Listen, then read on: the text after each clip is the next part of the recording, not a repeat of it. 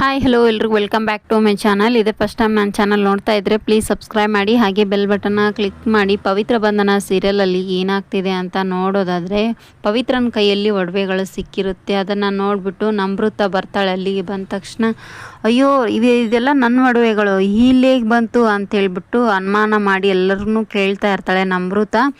ಆದರೆ ಇಲ್ಲಿ ಮಂಗಳ ಅವರು ತಾವು ಮಾಡಿರೋ ಕಳ್ತವನ್ನೆಲ್ಲನೂ ಕೂಡ ಎಲ್ಲರಿಗೂ ಹೇಳ್ತಾ ಇರ್ತಾರೆ. ಅಯ್ಯೋ ಈ ಪುಣ್ಯ ಕೋಟಿನೇ ಕದ್ದಿದ್ದು, ಮತ್ತು ಇನ್ಯಾರು ಕದಿಯೋಕ್ಕೆ ಸಾಧ್ಯ, ಎಲ್ಲೆಲ್ಲಿಗೆ ಸಾಗಿಸ್ತಿದ್ದಾಳೋ ಏನೋ, ನಮ್ಮ ಮನೆ ಒಡವೆಗಳೆಲ್ಲ ಇವಳ ಕೈಯಲ್ಲೇ ಇದೆ ಅಂತೇಳ್ಬಿಟ್ಟು ಮಂಗಳ ಪವಿತ್ರನ ಮೇಲೆ ಆರೋಪ ಮಾಡ್ತಾ ಇರ್ತಾಳೆ. ಹಾಗೆ ಮಂಗಳ ಅವರು ಮಾಡಿದ ಆರೋಪನ ಎಲ್ಲರೂ ನಿಜ ಅಂತ ನಂಬ್ತಾರೆ. ಅಜ್ಜಿ ಕೂಡ ಏನಮ್ಮ ನೀ ಈ ಥರ ಮಾಡಿದ್ಯಾ, ನಂಬಕ್ಕೆ ಆಗ್ತಾ ಇಲ್ಲ ನನಗೆ ಅಂತ ಹೇಳ್ತಾರೆ. ಮತ್ತು ಪವಿತ್ರ ಏನು ನಾ ಹೇಳೋದು ಒಂದು ಸ್ವಲ್ಪ ಕೇಳಿ ಮೇಡಮ್, ಅದೇನಾಯಿತು ಅಂದರೆ ಅಯ್ಯೋ ಮಾಟ್ಗಾತೀನಿ, ಏನು ಮಾತಾಡೋದೇ ಬೇಡ ಅಂತೇಳ್ಬಿಟ್ಟು ಮಂಗಳ ಅವಳ ಬಾಯನ್ನು ಮುಚ್ಚಿಬಿಡ್ತಾಳೆ. ಹಾಗೆ ದೇವು ಸರ್ ಎಡುತ್ತಾರೆ. ಎಡಿದ ತಕ್ಷಣ ಅಯ್ಯೋ ಏನೋ ಈ ಥರ ಆಗ್ತಾಯಿದೆ, ಎಲ್ಲ ನಾನು ಎಡಗಣ್ಣು ಯಾಕೋ ಹೊಡಿತಾ ಇದೆ, ಏನಾದರೂ ಪ್ರಾಬ್ಲಮ್ ಆಗ್ಬೋದಾ, ಅಮ್ಮನಿಗೆ ಕಾಲ್ ಮಾಡಿಬಿಟ್ಟು ಅಮ್ಮ ಮೀಟಿಂಗನ್ನು ಕ್ಯಾನ್ಸಲ್ ಮಾಡ್ತೀನಿ, ಚೆನ್ನೈಗೆ ಹೋಗುವುದನ್ನು ಅಂತ ಹೇಳಿಬಿಟ್ಟು ದೇವು ಮನಸ್ಸಲ್ಲೇ ಅಂದ್ಕೊಳ್ತಾ ಇರ್ತಾನೆ.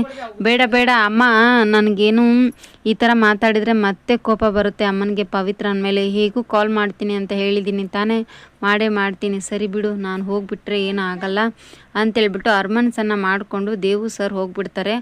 ಆದರೆ ಪವಿತ್ರನ ಮೇಲೆ ದೇವು ಸರ್ ಇಲ್ದಾಗ ಆರೋಪನ ಮಾಡಿರೋದಕ್ಕೆ ಪವಿತ್ರ ಏನು ಮಾಡ್ತಾಳೆ, ಕಣ್ಣೀರನ್ನು ಹಾಕ್ತಾ ಇದ್ದಾಳೆ. ಹಾಗೆ ಪವಿತ್ರ ಅವ್ರ ಅಪ್ಪ ಅಜ್ಜ ದೇವ್ರ ಮುಂದೆ ದೀಪ ಹಚ್ತಾ ಇರ್ತಾರೆ. ಅಷ್ಟೊತ್ತಿಗೆ ದೀಪ ಆರೋಗ್ಯ ಕುಕ್ಮ ಚಲೋಗ್ಬಿಡುತ್ತೆ. ಅದಕ್ಕೆ ಅಯ್ಯೋ ಪವಿತ್ರನಿಗೆ ಏನಾದರೂ ಕಷ್ಟ ಆಗ್ತಿದೆಯಾ, ಪವಿತ್ರ ಅಂತ ಹೆಸರು ಕೂಗಿದ ತಕ್ಷಣ ಯಾಕೆ ದೀಪ ಆರೋಯ್ತು ಅಂತ ಮನಸ್ಸಿಗೆ ತುಂಬಾ ಬೇಜಾರು ಮಾಡ್ಕೊಳ್ತಾ ಇರ್ತಾರೆ.